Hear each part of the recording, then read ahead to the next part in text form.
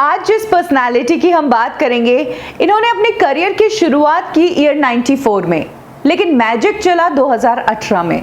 किसे पता था कि 24 साल में जिस करियर की इन्होंने शुरुआत की, उस मुकाम पर पहुंचने के लिए इन्हें 24 साल लग जाएंगे।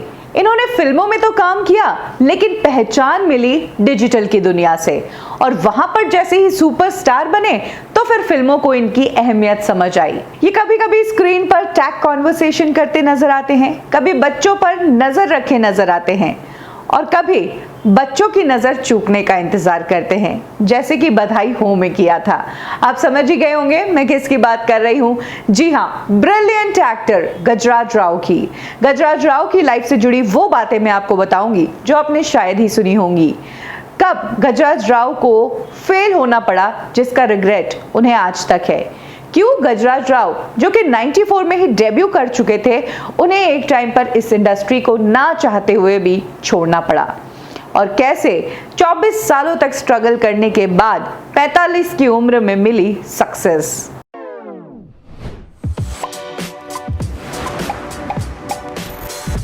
गजराज राव का जन्म डूंगरपुर में हुआ है। राजस्थान में एक छोटा सा गांव है और वहां से गजराज राव बिलोंग करते हैं। फादर रेलवेज में थे और रेलवे की कॉलोनी में ही और रेलवे स्कूल्स में ही ये पले बड़े हैं। जिस वक्त गजराज राव दिल्ली यूनिवर्सिटी में पढ़ रहे थे, तब उनके एक फ्रेंड ने उन्हें थिएटर से इंट्रोड्यूस करवाया था। तब मंडी हाउस में उन्होंने संध्या छाया करके एक प्ले देखा था। यहीं से उनको इम्पैक्ट हुआ थिएटर का, और उसके बाद अक्सर वो मंडी हाउस को विजिट करने लगे।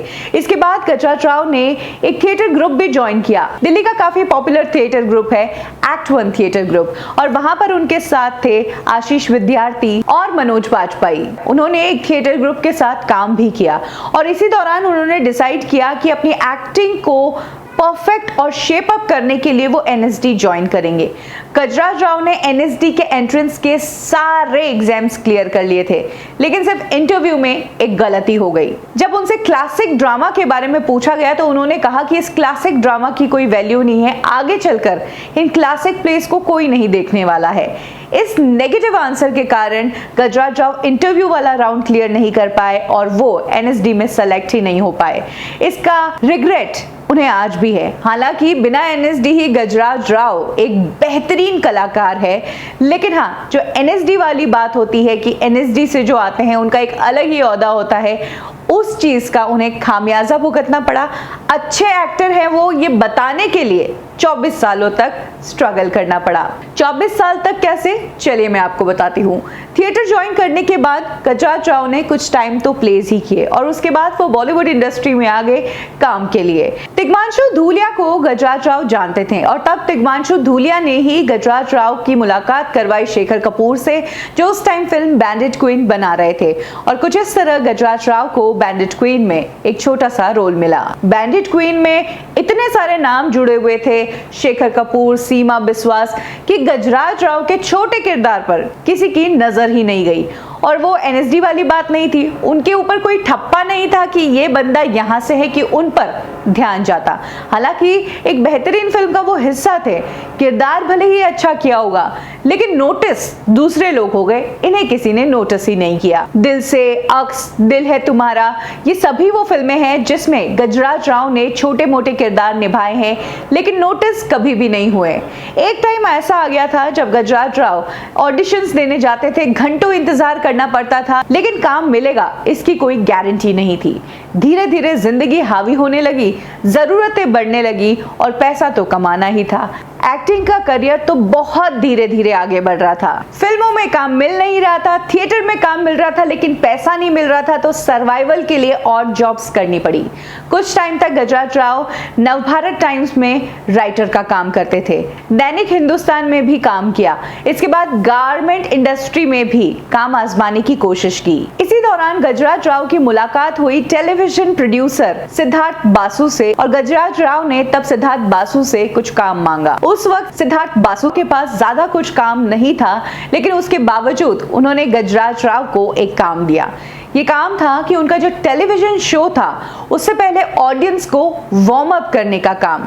क्लैप कैसे करना है, जवाब कैसे देना है, जब कैमरा ऑन होगा तो आपको क्या बोलना है, ये चीजें वो ऑडियंस को सिखाते थे। ये काम था तब गजराज राव का, यानी कि ऑडियंस से बात करना, ऑडियंस को क्विज में पार्टिसिपेट करवाना। कुछ टाइम तक तो ये काम किया गजराज राव ने, लेकिन इस काम से वो मजा नहीं आ रहा था, या ये उस तरह का काम नहीं था जिसके लिए वो बॉलीवुड इंडस्ट्री में आए थे।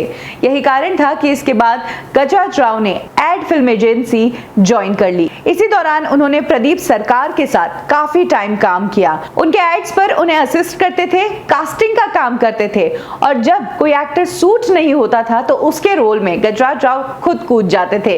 यही कारण है कि वो कहते हैं कि कई सारे एड्स हैं जहां पर मेरी ब्लिंक एंड मिस अपीयरेंस होगी, और ऐसे ही एक एड में मेरी ब्लिंक एंड मिस अपीयरेंस देखकर मुझे भंवर सीरियल में काम मिला। इनफैक्ट इस सीरियल में जहां गजराज राव कहीं कहीं नजर आ रहे हैं, वहीं इस सीरियल के डायलॉग्स भी गजराज राव ने ही लिखे हैं, यानी कि वो एक एक्टर तो अच्छे थे ही, साथ ही राइटिंग भी किया करते थे। कुछ टाइम तक एड एजेंसी में काम करने के बाद म्यूजिक वीडियो और इतने सारे कमर्शियल्स बनाने का एक्सपीरियंस हो गया था कि आगे चलकर गजराज राव ने अपनी खुद की एक एड एजेंसी लॉन्च कर दी, जिसका नाम रखा कोड रेड। इस दौरान उन्होंने प्रसून जोशी, पीयूष पांडे जैसे डायरेक्टर्स के साथ काम किया। तब आज तक चैनल आया ही था और आज तक चैनल को अपनी टैग लाइन चाहिए थी, और तब गजराज राव ने आज तक चैनल को वो टैग लाइन दी थी कि बड़ा ही तेज चैनल है, आंखें खोल दी। प्रदीप सरकार ने उस एड को बनाया था और इस एड को लिखा था गजराज राव ने। इस एड एजेंसी में सुब्रत रॉय जो कि उनके फ्रेंड थे, वो इनके पार्टनर बने और इनके साथ इन्होंने बहुत बड़े एड्स पर काम किया, जिसमें से कुछ एड्स हैं Maruti Suzuki, Samsung, Cadbury, Reliance foundation, McDonald's, Flipkart, Tata T, कुछ इस तरह से टॉप ब्रांड्स के साथ उनकी एड एजेंसी काम कर रही थी। फिल्मी दुनिया को गजराज राव कहीं भुला ही चुके थे, लेकिन उन्हें क्या पता था कि एक बार फिर से फिल्मी दुनिया में निकलने का रास्ता मिल जाएगा। इसी दौरान 2015 में वो यशराज फिल्म्स की एक वेब सीरीज बैंग बाजा बारात में नजर आए थे, और इसी साल तेवर फिल्म में भी उन्होंने इंस्पेक्टर का किरदार निभाया था। इन दो बड़े प्रोजेक्ट्स का हिस्सा बनने के बाद गजराज राव, जिनका नाम तो कोई नहीं जानता था, उनका फेस थोड़ा पॉपुलर होने लगा था, यानी कि लोग उनको देखते थे तो उनके साथ पिक्चर क्लिक करवाते थे, उनकी फिल्मों से रिलेट करके। उनके बारे में किसी को कुछ नहीं पता था और उनका नाम तक किसी को कुछ नहीं पता था।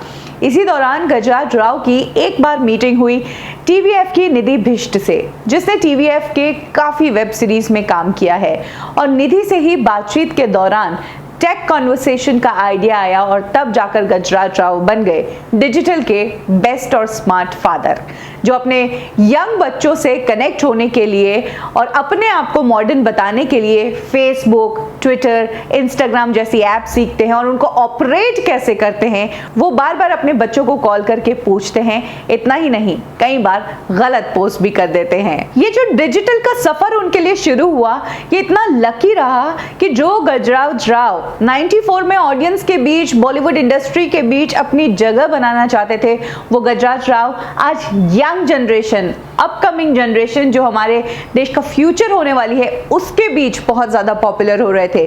डिजिटल पर आने का उनका सबसे बड़ा फायदा ये रहा। टेक कॉन्वर्सेशन उनकी जो सीरीज थी काफी पॉपुलर हुई। जिस तरह से अपने बच्चों को परेशान करते थे वो नए टेक्नोलॉजी सीखने के लिए। इसके बाद फादर्स करके उनकी एक सीरीज आई थी, जिसमें वो ब्रिजेंद्र काला और अतुल श्रीवास्तव के साथ नजर आए थे। ये वेब सीरीज भी लोगों को काफी पसंद आई, और यही वो टाइम था जब डिजिटल की जो उनकी पॉपुलैरिटी थी वो फिल्मों ने एनकैश करने की कोशिश की। प्रोड्यूसर्स और डायरेक्टर्स अब गजराज राव को अपनी फिल्म में फादर और अंकल के रोल में चाहते थे। 2018 में आई एक फिल्म जिसमें गजराज राव एक एजेड फादर का रोल करते हैं, जिनका 25 साल का बेटा है और दूसरा बेटा 16 साल का है, जो अपने 50-60s के बीच में है, और ऐसे में उनकी वाइफ प्रेग्नेंट हो जाती है। जहां एक तरफ बच्चे एम्बेरस होते हैं, वहीं गजराज राव का जो किरदार है इस फिल्म में वो खुश होता है, ये सोचकर कि इस उम्र में भी वो इतने स्वस्थ है। इसी थीम पर बनी है ये फिल्म बधाई हो, और इस फिल्म ने गजराज राव को बॉलीवुड इंडस्ट्री में वो पहचान दिला दी जिस पहचान की तलाश वो पिछले 24 सालों से कर रहे थे। गजराज राव ने बधाई हो से पहले भी बहुत सारी फिल्में की, लेकिन वो अननोटिस्ड ही चले गए। बधाई हो फिल्म और ये टीवीएफ की जो सीरीज है उसने गजराज राव को ऐसी पहचान दिलाई कि जब भी स्क्रीन पर आते हैं तो मन खुश हो जाता है उनका चेहरा देखकर ही, क्योंकि पता है कि जो भी करेंगे कमाल करेंगे, डायलॉग नहीं भी बोलेंगे, सिर्फ एक्सप्रेशन दे देंगे ना और मुस्कुरा देंगे ना, फिर भी हंसी आ जाएगी। डिजिटल पर जहां गजराज राव की केमिस्ट्री जीतू के साथ बहुत पसंद की गई, वहीं फिल्मों में उनकी केमिस्ट्री आयुष्मान खुराना के साथ गजब ही लगती है। यही कारण है कि बधाई फिल्म के बाद वो हमें नजर आए शुभ मंगल ज्यादा सावधान में। बधाई हो फिल्म ने गजराज राव को न सिर्फ पहचान दिलाई बल्कि अवार्ड फंक्शंस में भी उस साल गजराज राव का नाम काफी गूंजा था। वो गजराज राव जो एक टाइम पर फिल्में छोड़कर टीवी और एड्स की दुनिया में चले गए थे, वो अब इतने ज्यादा बिजी हैं कि उनके पास एड्स करने का तो क्या देखने तक का टाइम नहीं है। गजराज राव की पर्सनल लाइफ की बात की जाए तो वो एक वेल सेटल्ड इंसान हैं। उनकी वाइफ का नाम है संजना राव और गजराज राव के 2 बेटे हैं, उनमें से एक बेटा ग्राफिक डिजाइनर बन चुका है। गजराज राव को हमेशा रिग्रेट ये रहा कि वो एनएसडी से नहीं थे, लेकिन ये कहना भी गलत नहीं होगा कि जिस तरह की पॉपुलैरिटी उन्हें अब मिल गई है वो शायद किसी एनएसडी के एक्टर को नहीं मिली होगी। यही कारण है कि कहते हैं ना कि जिंदगी में जो होता है वो अच्छे के लिए होता है। टाइम तो लगा, लेकिन गजराज राव को जो पहचान मिली ना, वो इतने सालों में भी लोगों को नहीं मिल पाती है। एक ही फिल्म ने उन्हें स्टार बना दिया। गजराज राव की कौन सी फिल्म, उनका कौन सा किरदार आपको सबसे ज्यादा पसंद है, कमेंट सेक्शन में जरूर शेयर करें। कब क्यों और कैसे में अभी के लिए बस इतना ही। फिर मिलेंगे बॉलीवुड के एक और स्टोरी के साथ। लाइक करें हमारा फेसबुक पेज बॉलीवुड ठिकाना, फॉलो करें हमें इंस्टा पे और सब्सक्राइब करें हमारा यूट्यूब चैनल बॉलीवुड ठिकाना।